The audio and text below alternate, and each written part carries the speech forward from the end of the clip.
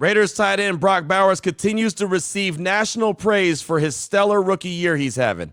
That plus more on Wednesday's edition of the Locked On Raiders podcast for November 20th, 2024.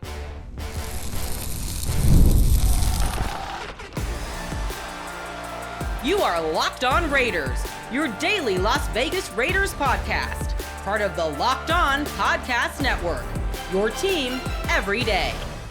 Welcome here, Raider Nation, to another edition of the Locked On Raiders podcast. Thank you so much for making the show your first listen of the day. We definitely appreciate you, whether you find us wherever you find your favorite podcast or you're checking us out on YouTube. No matter how you consume the show, we appreciate that. And if you are checking us out on YouTube, thank you so much. The show continues to grow each and every day, and that's because of your support and the job my man Ari does behind the scenes, making sure we're looking good and sounding good. We definitely shout him out. We appreciate him. He's on Twitter at Ari Produces. I'm on Twitter as well at your boy Q254. And we got the Locked On Raider podcast voicemail line at 707-654-4693. Plenty of feedback to get to as we close out the show in segment number 3. Your calls and texts, again, 707-654-4693. You want to be a part of the show. Of course, we'll try to get as much of that feedback in as possible. Segment number 2, you'll hear from my guy, Matt Smith, from The Real Matt Smith Show on YouTube. He used to be part of 104.3 The Fan in Denver. Been on my radio show, Raider Nation Radio 920, Unnecessary Roughness, multiple times. But had him on Tuesday to talk about the Denver Broncos, who are obviously coming to Allegiant Stadium on Sunday, and just where they're at right now, sitting at 6-5, and really what Bo Nix has been able to do as a starting quarterback in his rookie year there in Denver. But he's also been on my show before and really provided the information on his own, not really prompted, about Shedeur Sanders and what he brings to the table there at Colorado. And of course, based off what was on the show on Tuesday, when you heard from Mel Kiper and Freddie Coleman and Harry Douglas from Freddie and Harry on ESPN Radio, and Mel Kiper thinking and saying that Shedeur makes a lot of sense to the Raiders, I thought that'd be a really good follow-up. So on my radio show, really was able to have a 2-for-1, where I was able to talk Broncos, but I was also able to talk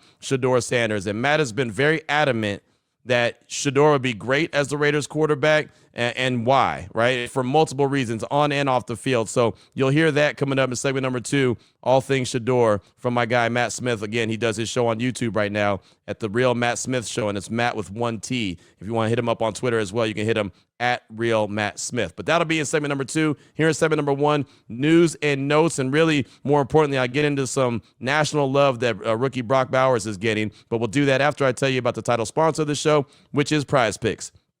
Right now, go to prizepicks.com/LockedOnNFL. Use the code all lowercase LockedOnNFL to win $50 instantly when you play $5. And before I jump into the Brock Bowers conversation, I did want to go ahead and pass on some roster news. The Raiders made some practice squad changes. They signed wide receiver Alex Bachman to the practice squad. He's a guy that was with the team in training camp and preseason, ultimately didn't make the cut, but he's back now on the practice squad. And in turn, they released linebacker Blake Lynch and tight end Trevin Wesco from the practice squad. So a couple little minor moves right there made by the Silver and Black, and you'll see them continue to tweak and twist and do a couple different minor moves to the roster as they continue to navigate through the rest of the season and evaluation season for practice squad guys and guys that are on the 53-man roster. So that was the little minor moves that the Raiders did make on Tuesday. Now, I wanted to jump into this piece that I was sent by my guy, Justin Melo from the Draft Network. And Justin's a really good dude,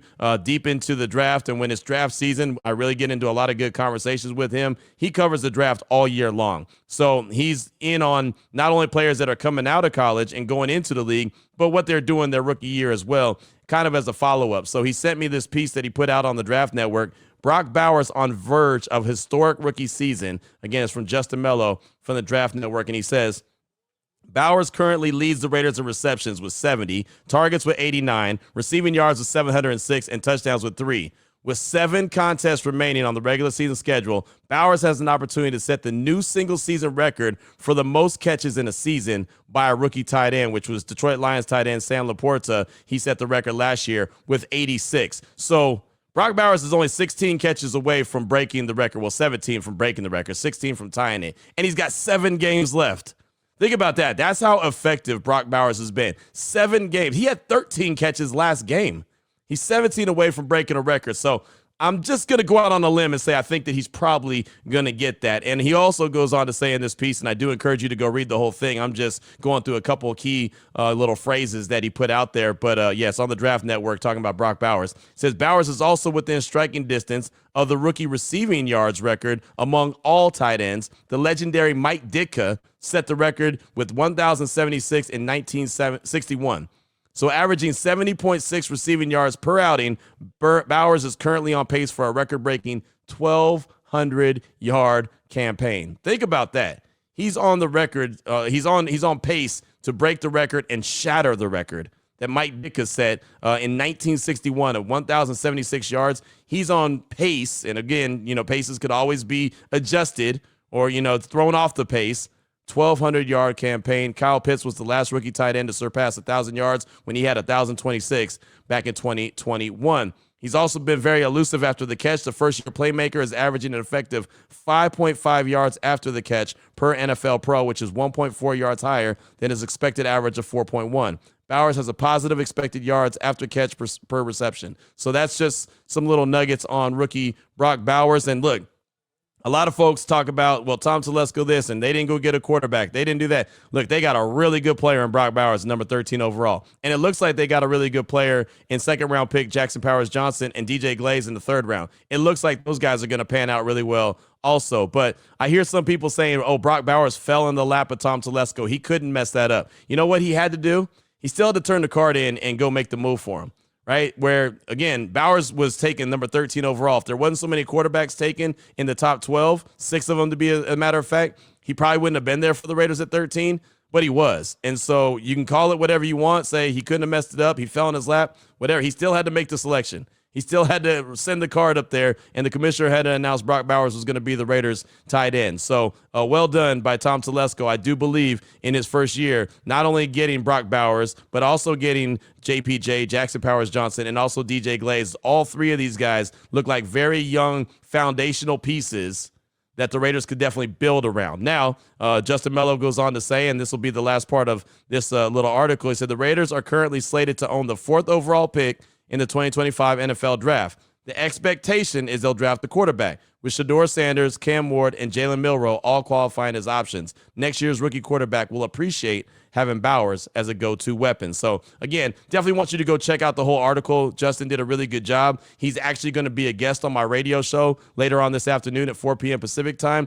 to expand on how great Brock Bowers is. And, of course, I'll ask him some questions about the quarterbacks as well. All those quarterbacks that he mentioned, Shedeur, Cam Ward, Jalen Milroe, I like all of those guys, but Shedeur definitely stands out as QB1 for me. Ward, number 2, Jalen Milroe, number 3. Again, Brock Bowers on the verge of a historic rookie season is on the draftnetwork.com and is penned by Justin Melo. Also, my final nugget I have for you for segment number 1 of today's Locked On Raiders podcast. Antonio Pierce, just want to let you know when his media schedule was today. It's a little bit later than it normally is. 12:20 Pacific time is when he meets with the media. Then the practice window where we can take pictures or video or tweet out whatever we want to is from 1 to 1:15 Pacific time. And then the locker room is open from 2:40 to 3:25. Obviously, I won't be available for that because I'll be doing my radio show starting at 2 p.m. But that's what I got for you for segment number 1 of today's Locked On Raiders podcast. Coming up in segment number 2, Matt Smith from The Real Matt Smith Show in Denver, covers Colorado, the Buffaloes like a glove, talks all things Shedeur Sanders. We do that in segment number 2 of today's Locked On Raiders podcast. Before we get to that, though, I do want to tell you about a couple great sponsors here on the show, including the title sponsor, which is Prize Picks. Prize Picks is the best place to get real money sports action. With over 10 million members and billions with a B of dollars in awarded winnings, Prize Picks has made daily fantasy sports accessible to all. You pick more or less on at least 2 players for a shot to win up to 100 times your cash. Run your game all season long on Prize Picks. Prize Picks offers Venmo for quick and easy deposits and withdrawals into your account this sports season. And obviously they take care of their members, always are going to take care of their members. All withdrawals are fast, safe, and secure. So when your picks hit, you can get your money in as quick as 15 minutes. So on Prize Picks this week, you can look at, say, Jamar Chase for more than 79.5 receiving yards and Patrick Mahomes for more than 1.5 passing touchdowns. Or maybe you're looking at Travis Kelce for less than 59.5 receiving yards and Saquon Barkley for less than 79.5 rushing yards. Whatever the case may be, you pick more than or less than, and you have an opportunity to win. So how do you do any of this? Download the app today. Use the promo code LOCKEDONNFL to get $50 instantly after you play your first $5 lineup. Again, download the app, use the promo code LOCKEDONNFL, it's all one word, to get $50 instantly after you play your first $5 lineup. Prize Picks, run your game. I also want to tell you about pre-alcohol by Zbiotics, which is the world's first genetically engineered probiotic. It was invented by PhD scientists to tackle rough mornings after drinking. So here's how it works, the truth to how it works. When you drink, alcohol gets converted into a toxic byproduct in the gut. It's actually this byproduct, not dehydration, that's to blame for your rough next day. Been there, done that, right? Pre-alcohol produces an enzyme to break down this byproduct. Just remember to make Zbiotics your first drink of the night. Got to drink responsibly, and you'll feel your best the very next day. Again, for the best results, make pre-alcohol your first drink of the night, pace yourself, hydrate, and get a good night's sleep. It's a great recipe. You'll wake up feeling refreshed and ready to take on the day. It's just that simple. So go to zbiotics.com/LockedOnNFL to learn more and get 15% off your first order when you use Locked On NFL at checkout. Zbiotics is backed with a 100% money-back guarantee, so if you're unsatisfied for any reason, they'll refund your money, no questions asked. Remember to head to zbiotics.com/LockedOnNFL and use the code LockedOnNFL at checkout for 15% off. All right, Raider Nation, here we go. Segment number 2 of today's Locked On Raiders podcast. Want you to hear from my guy, Matt Smith. Real good friend of mine, used to be at 104.3 The Fan in Denver, covers the Denver Broncos like a glove, but really deep dives into Colorado, the Buffaloes, who are now up to the 16th spot in the college football playoff rankings after the new rankings were revealed on Tuesday night. They're 8-2 on the season. They run the table. They have an opportunity to be in the Big 12 championship game. And if they do that, they have an opportunity to be in the college football playoffs, which would be wild, right? To think where this program was at one point before Deion Sanders and company arrived there. They were 1-11. Now they're 8-2 in a couple short seasons. So obviously the leader of the team is Shedeur Sanders at the quarterback spot. Travis Hunter is phenomenal, right? From the defensive back spot, wide receiver spot. I mean, just a great all-around football player, a guy who's probably going to win the Heisman Trophy. But Matt Smith is my go-to guy. So on Tuesday on my radio show, I had him on to talk about the Denver Broncos, where they're at. And obviously tomorrow we have the crossover edition. Cody Rourke will join us to talk all things Denver Broncos as well. But I was able to get an early preview on Denver. But then also based off of what we heard from Mel Kiper Jr., who was on ESPN with Freddie and Harry on ESPN Radio and was talking about Shedeur to the Raiders. I thought, you know what, this is a good opportunity for me to deep dive into the conversation behind Shedeur Sanders and get Matt Smith's thoughts on why he could be a really good quarterback for the Silver and Black. And this is something he said to me on my radio show before. Again, not talking about Colorado. I was talking about the Denver Broncos, and he brought it up saying that the Raiders need a quarterback, and he'd love to see Shedeur in Las Vegas. So I just want to go ahead and jump into the part of the conversation that we had on Tuesday, all about Shedeur and all about the Raiders with Matt Smith from The Real Matt Smith Show on Twitter at Real Matt, MATSMITH. And you can find his show on YouTube labeled the same thing, Matt with one T, at Real Matt Smith. But here he is talking all things Shedeur Sanders and why he believes he'd be a really good quarterback for the Silver and Black. Why should Shedeur be a Raider quarterback? What are you seeing from him and his growth as a starting quarterback there at Colorado? So I don't normally tell this story, but when we were down in Tucson, I was talking to an NFC scout, a Western scout, and he came up and he asked me about Shedeur. He knew who I was. And before I could even say anything, I got goosebumps, Q, and I just showed him. I was like, look, I would never do this, but there's a reason why. That's how much I believe in this guy. I mean, he is perfect for Vegas. I hope that happens. I genuinely do. There's Broncos fans here that are like, yeah, no, we can't have that happen because we want to root for the guy. We love the guy, and he goes to the Raiders. You can't root. But screw that, man. He would be the star that Vegas needs. You want to talk about instead of having, every single weekend a home game where the opposing crowd is like close to half or maybe more in certain cases. Yep. That wouldn't happen if you have this type of star power here. You'd be able to set down those Vegas roots because it would be somebody everyone could rally around. He's the real deal, Q, and I think he'll be better as a pro than he is as a college quarterback because he'll be surrounded by professionals. And I think another part of it is, he's been coached by his dad his entire life. This is a young man I see now, and this is my intuition and my, reading him. He's ready to leave the nest. He's ready for something different. And I think it'll be important for his growth to have, different sets of eyes there that are just focused on talent and skill above all else and developing him. And look, the foundation that he has right now, to me, he is far and away the best quarterback in the country. I've been all around, the country this year covering college football, and I haven't seen anybody better. And I'll just say that, from an entertainment perspective, I don't know how much more you could ask for. From an appeal perspective, I don't know how much more you could ask for. From a talent perspective, that's the same. And honestly, all the stuff that comes up, dealing with the media, being a face of the franchise, this is what he was raised to do. I think people see the flash and see the watches and see, some of their demeanor on the field, but that's not who he is, man. He is as good of a leader at the college level or right on par of anybody I've been around. And as far as a teammate, Coach Prime, just a random little story, told us a story, was it last week, where one of the guys that hopped in the transfer portal after the year was over last year, like maybe 1 or 2 weeks before he did that, he was getting his little NIL collective money, and not an NIL deal, but money out of the collective, which is a different conversation. But he was getting a little bit, and he just didn't have money for furniture for his apartment.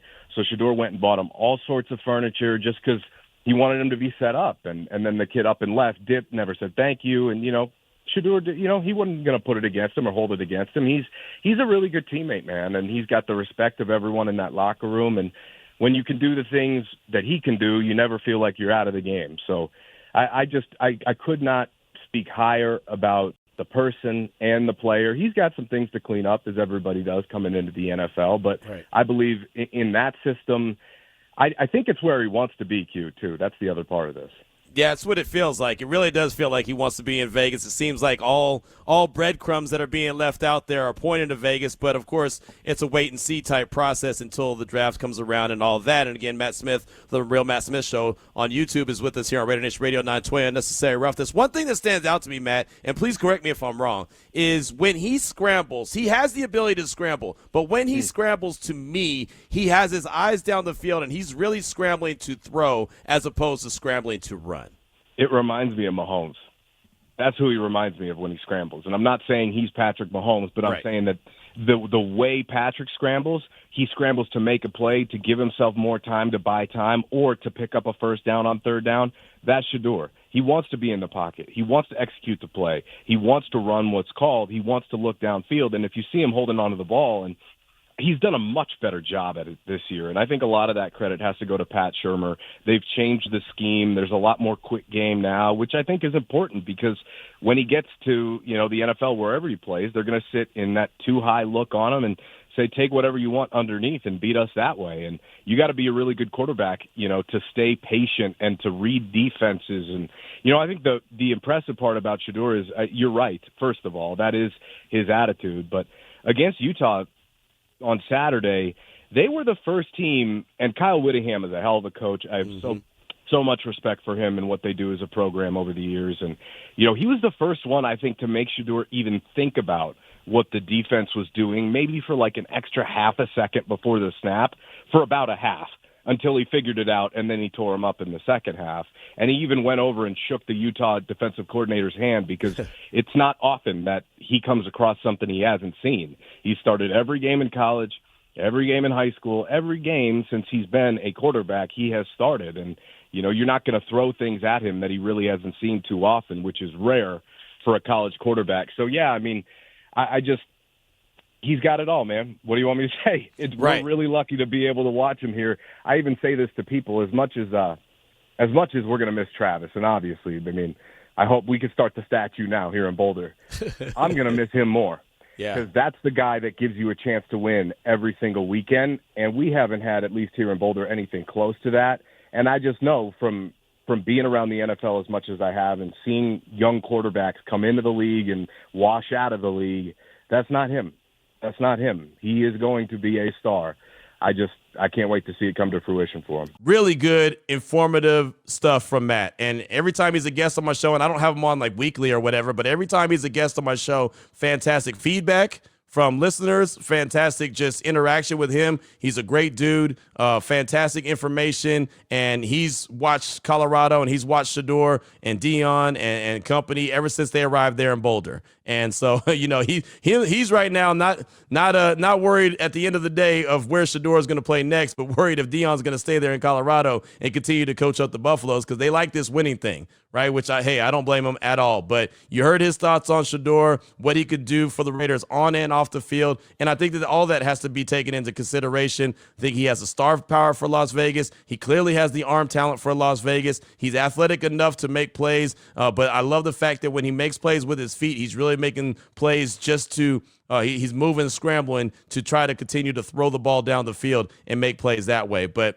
again, look, we've got plenty of time before April's draft to talk about quarterbacks and talk about other players that the Raiders need. But again, based off the conversation that we had on the show on Tuesday, I thought it'd be important to bring it and kind of double it up and put a bow on the conversation, at least for now, here on the Locked On Raiders podcast. So hopefully you enjoyed that as well as I enjoyed talking to Matt anytime he's a guest on my radio show. But your thoughts are coming up next. Your calls and texts, 707-654-4693. That's segment number 3 of today's Locked On Raiders podcast. Before we get to that, though, I do want to tell you about another great sponsor here on the show, which is Hillsdale College. Time is our most precious commodity, so don't waste it scrolling through the same mind-numbing content for hours and hours. How can you spend it wisely to improve yourself is the question. My number one pet peeve that I have is wasting time. Time management is my best friend. If I can manage my time the best, I will, all right? Because we just got too many things to do in life to not be able to be in control and manage your time. Well, the good thing is our sponsor, Hillsdale College, is offering more than 40 free online courses, including Constitution 101, Introduction to Free Market Economics, The Great American Story, and many, many more. And the cool thing about Hillsdale College, if you're thinking about getting interested in any of these courses and these 40 free online courses, then they're self-paced. So you can start whenever and tune in wherever. Again, going back to time management. So you can fit it into your schedule no matter how busy or not busy your schedule is. You can go deeper with readings, quizzes, discussions, or just enjoy the lectures. Right now, go to hillsdale.edu/lockedon to enroll. There's no cost. If it ain't free, it ain't me. It's easy to get started. It's hillsdale.edu/lockedon to register. That's hillsdale.edu/lockedon.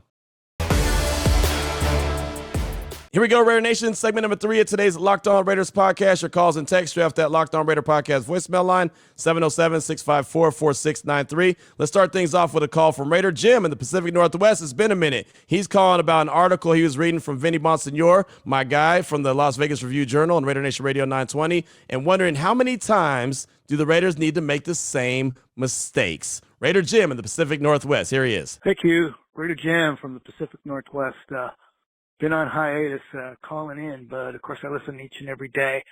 The purpose of my call today is, just keep pondering why we keep making the same damn mistakes over and over and over. And I was reading today's article in the RJ by Vinny Bonsignore, and it quoted Jackson Powers Johnson saying that last Sunday's match, West wasn't good enough to win.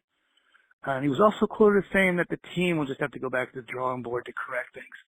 Now, how many times does the nation have to hear that? We've heard it over and over and over again. It kind of reminds me of that old blues tune by Howlin' Wolf, popularized by Led Zeppelin, How many more times? How many more times? Treat me the way you want to do. So nation, how many more times? I was curious how many times we've heard it in such ways. Since 2004, including this season, we've lost 234 games compared to a mere 147 wins. That organization, my team, we used to have the best winning percentage of any major sports franchise. Now it's the opposite and flies in the face of the just win baby guidance from the late great Al Davis. So I'll end with this. I am so sick of losing. And I really don't want to hear it anymore about how many times the team needs to go back to the damn drawing board. But, hey, I remain hopeful, and there's the conundrum. I'm hopeful about the progress that DJ Glaze and Jackson Powers Johnson have made. I'm hopeful we can land Shedeur or maybe Jackson Dart as our franchise QB. I'm hopeful that Coach Pierce is all that we thought he was, like he, when he finished last year. I'm hopeful about those things, but geez, Louise, I just do not want to hear how many more times I got to go back to the darn drawing board. All right. This is Raider Jim from the Pacific Northwest. Raiders all day, every day. Yes, sir. Good call, man. And you're right about the same mistakes over and over. And it's so funny. And I say it's funny. I guess I have to laugh just to kind of make it not such a big deal. But patience is tough, right? It's tough being a Raider fan and showing patience because we've been so patient. We've been so patient, and it's gone so long where the team hasn't been good. Unfortunately, commitment to excellence is now just a slogan on a T-shirt. Just win, baby, is what I say at the end of the show. It's not something that the team does very often, right? I mean, that's the unfortunate part, right? That used to mean something. Pride and poise, commitment to excellence, just win, baby. All that meant something. It was more than just, like I said, it's a T-shirt you can get at Wally's World. It was a real statement, and the Raiders stood for it. And unfortunately, it's been so long. So I hate to say be patient. I hate to say, well, this coach is going to get it done or this coach is going to get it done and all you're going to need is this player. But unfortunately, that's all we have at this stage of the game. And so as Vinny pointed out in his article, as I pointed out in the show, and I've done it multiple times, there's some nice pieces to build around. But it feels like we've been building around and building around and building around forever, right? At some point, it's like, is that house ever going to get built? Or is it going to just start to get the framework and then all of a sudden it gets chopped down again? We've had those conversations here on the show. At some point, they got to build that bad boy up, look at it and say, okay, this is the finished product and go to work.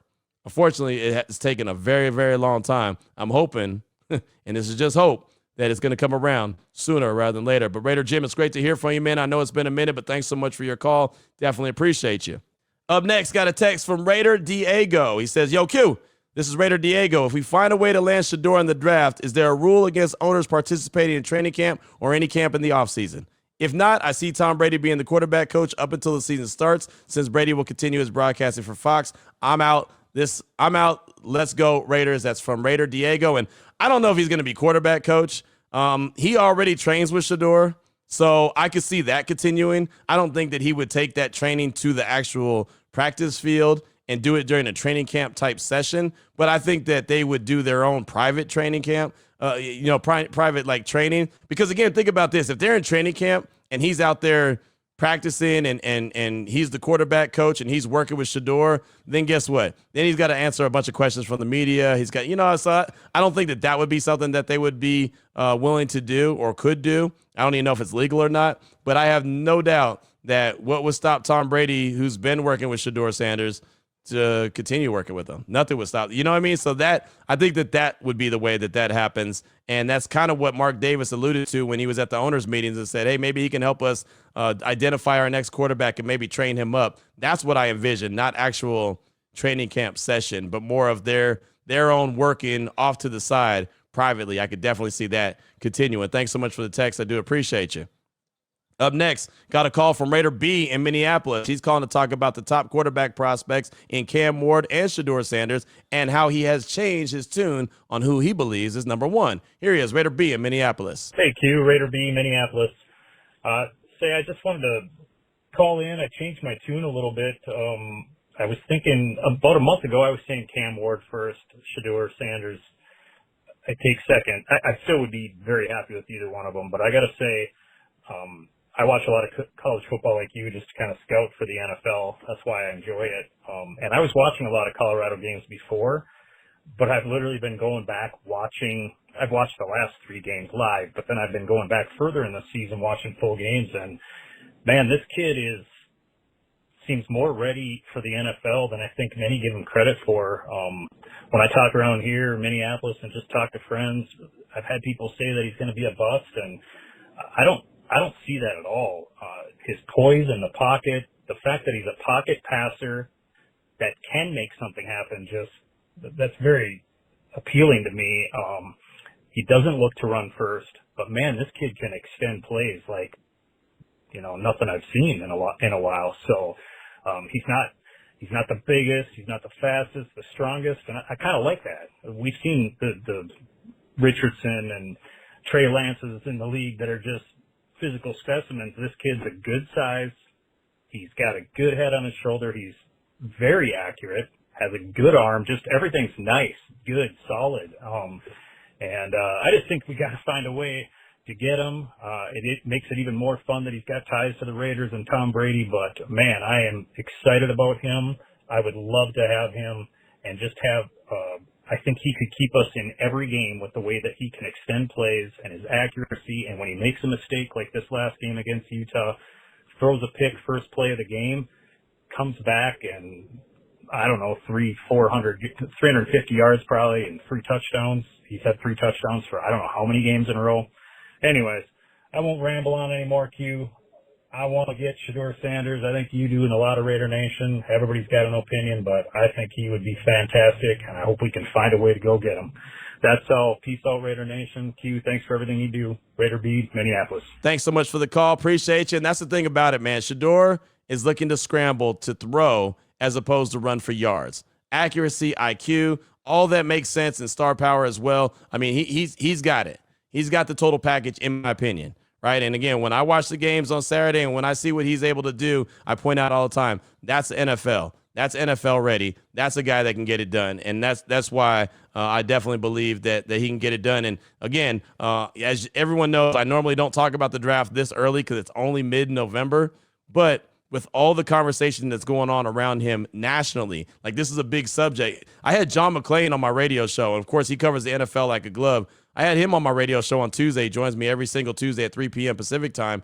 And he, out of nowhere, brought up Shedeur. We were talking about Dallas Cowboys and the Texans, and all of a sudden he brought up Shedeur and teams that are going to be looking for a quarterback should want to go get him. And he brought up the Raiders and talked about how he'd be a good fit. It's just a natural conversation that's going on. So I'm not trying to get deep into the woods and of everything that's draft right now, but it's just one of those scenarios that, well, when you're 2-8, and everyone knows you need a quarterback, and there's one that's been dropping breadcrumbs like he wants to be in Las Vegas, it just makes all the sense. So thanks so much for that call. Definitely appreciate you. Up next, got a text from Raider Zara in North Las Vegas. Hey, Q, Raider Zara, North Las Vegas here. I don't think that pointing out places where Max could have played better is criticizing him at all. Max himself always talks about wanting to get better every day, and I think he would agree with the comments. Hopefully some of the dudes on defense with him are a little less banged up this weekend so he can have some help out there. Go Raiders. That's Raider Zara in North Las Vegas. And I agree.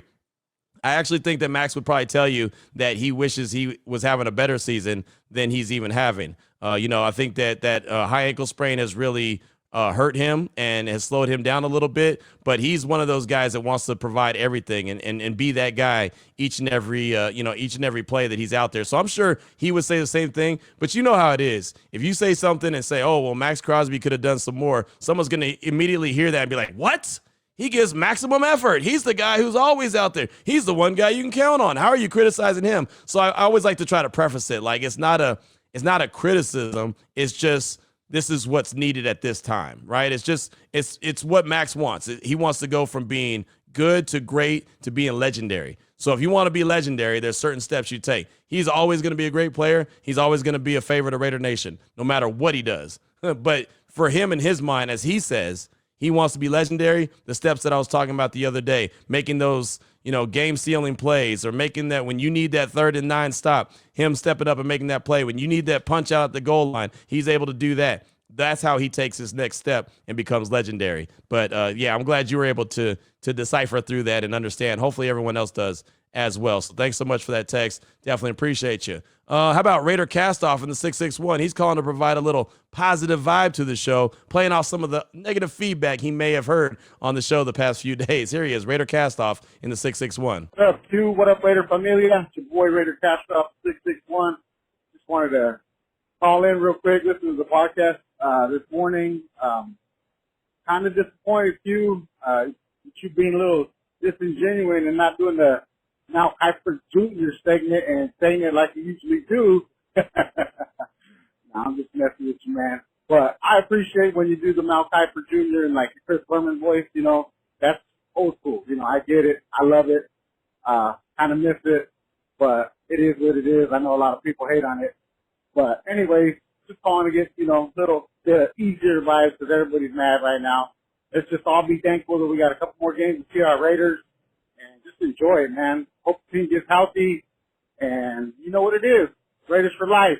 Gee. Have a good one, too. Thanks for the call, my man. I appreciate you. And yeah, I've heard plenty of feedback about the way I say Mel Kiper Jr.'s name. Most people don't realize that me and Mel are really cool. Most people don't realize that I've actually said his name that way to him, and he gets a good laugh out of it. But it just is what it is. So instead of stirring stuff up, it's not that serious, right? So I'll just go ahead and leave it alone. Mel's a great dude. I respect the hell out of him, and he knows that. And, if I can get him on the show more, I will, because I definitely appreciate Mel and all his efforts that he's done to make the draft what it is compared to what it was when he first started to where it is right now. Without Mel Kiper Jr., it's not there. And I know everyone, that's not their favorite guy. That's okay. But he's a guy that really has done a lot of heavy lifting and really a pioneer behind what the NFL draft is. So everything you enjoy in April, a lot of that has to do with him. So there you go. Thanks so much for the call. I do appreciate you. And we'll close out with one more text. This is from TM Jones in Vegas as well. Q.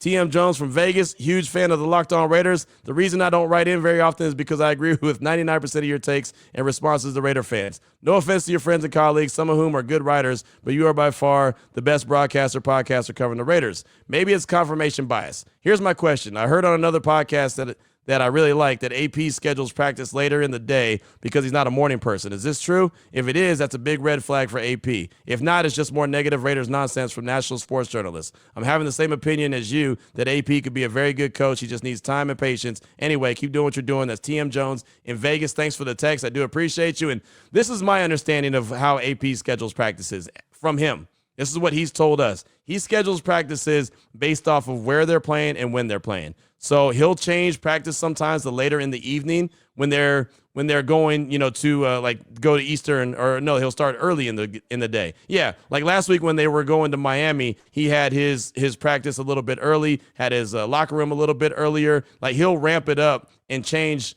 the times based off of where they're playing. So if they're playing at home, he's normally pretty consistent. Like, today he's going to have the 12:20 meeting, then they're going to have the walkthrough around 1 something, or the practice window that's open around 1 something, and then locker room around 2 something, which is pretty average, right? I mean, they do training camp early in the morning, just like he did when they were in Costa Mesa. But then when it comes to practice in the regular season, they have it more towards the midday. And then, like I said, he changes things up. Like he's had night practices. He's had early morning practices. He likes to adjust these guys' body clocks, like not let them get comfortable and get used to a certain time because, well, when they go on the road, especially when they're going on the East Coast, they have those early 10 a.m. kickoffs. They want their body to be prepared. So that's my understanding. That's what he's done. I've heard nothing about AP's not a morning guy, so he doesn't want to do morning practices because he's in the facility early. There's no doubt about it. He's in the facility very early each and every day. He might not meet with us till 9 a.m., 10 a.m., 11 a.m., but he's there bright and early, right? A lot of times him and Max are going through the door the same time. That's what I do know. So, I don't know, what podcast you got that, and I don't know where they got their information from. I don't want to, slander them or whatever, but that's not my understanding. That's not why he adjusts the practices. It's just to adjust the players' body clocks and get them comfortable with being uncomfortable. That was, again, his words, not mine. But thanks so much for the text. I do appreciate you.